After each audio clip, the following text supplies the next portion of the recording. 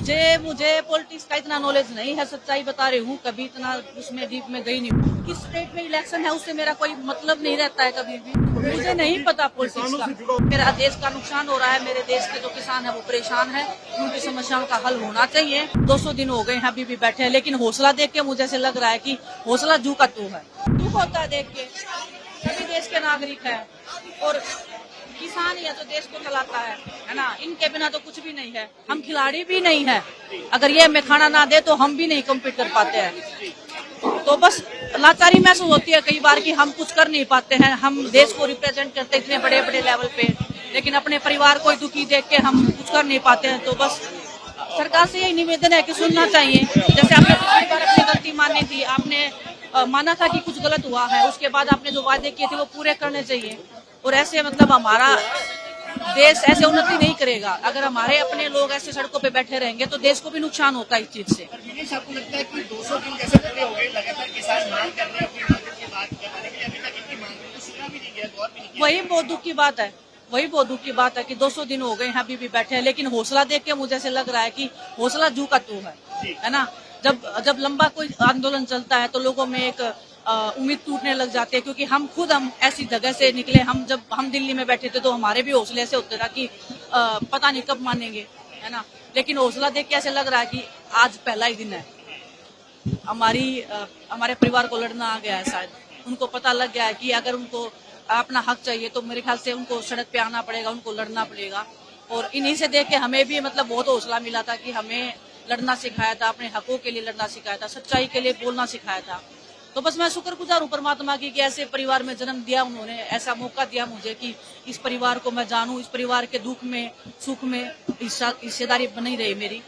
तो बस वही है कि विधानसभा चुनाव भी है हरियाणा में, सर मैं जो चल रहा है उसका असर सीधे तौर पर मुझे नहीं पता पॉलिटिक्स का। जुड़ा हुआ मुद्दा है। किसान जो है वो काफी ज्यादा नाराज हो रहे हैं। मुझे पॉलिटिक्स का इतना नॉलेज नहीं है, सच्चाई बता रही हूँ। कभी इतना उसमें डीप में गई नहीं हूँ। आप खेलों की पूछोगी तो मैं बता सकती हूँ, लेकिन हर जगह पे किसान है ना। वो अगर नाराज है तो आपको वो खिलाड़ियों पे भी नुकसान होता है। अगर वो हमें खाना नहीं देंगे, मैं वही बोल रही हूँ, अगर वो हमें खाना नहीं देंगे तो हम कैसे कॉम्पीट करेंगे। लेकिन वो इतने निर्दयी नहीं है, ये खाना देते हैं पूरे देश को। इतना सब होने के बाद भी ये लोग खुले दिल से पूरे देश को आज भी अनाज दे रहे हैं। ये चाहे तो सब कुछ बंद कर सकते हैं देश का, लेकिन बड़ा दिल है इनका बहुत ज्यादा, और सरकार को भी बड़ा दिल दिखाना चाहिए इस मामले में।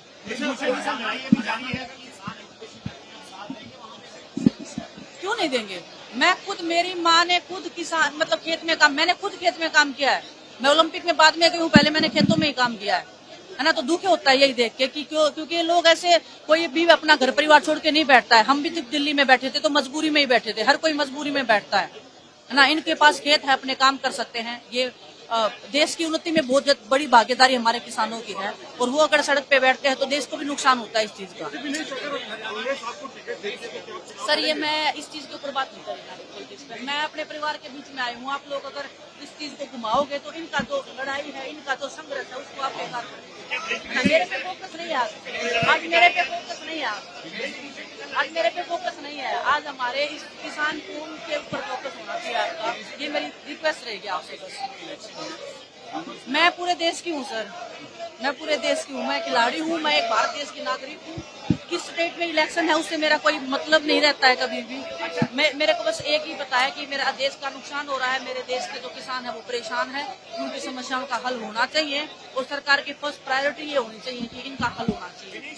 आपका ओलंपिक्स में जो आप आरोप लगाए गए केंद्र सरकार के, सर मैं आपको यही बोल रही हूँ। आज अगर आप हमारे इस किसान कौम का अगर संघर्ष अगर आप दिखा सकते हो तो उसके ऊपर ज्यादा फोकस होना चाहिए। मैं अपने पे नहीं लेके जाना चाहती। मेरा जिस दिन बात होगा मैं आपको बुलाऊंगी, बात करूंगी, लेकिन ये आप उस चीज को अगर दूसरी तरीके में हम लेके जाएंगे तो इनका संघर्ष बेकार हो जाएगा, है ना। तो आप सब आ रहे हो यहाँ पे, आप लोग इनको कवर कर रहे हो, मेरे लिए बहुत बड़ी खुशी की बात है कि आप लोग साथ दे रहे हो। प्लीज इनके हक के लिए बोलते रहना, क्योंकि आपको भी पता है आप लोग भी कहीं ना कहीं ऐसे परिवार से आते हैं, तो आप सच के साथ खड़े रहिए और संघर्ष बेकार नहीं जाएगा, इतना मुझे विश्वास है, इतना मैं बोल सकती हूँ।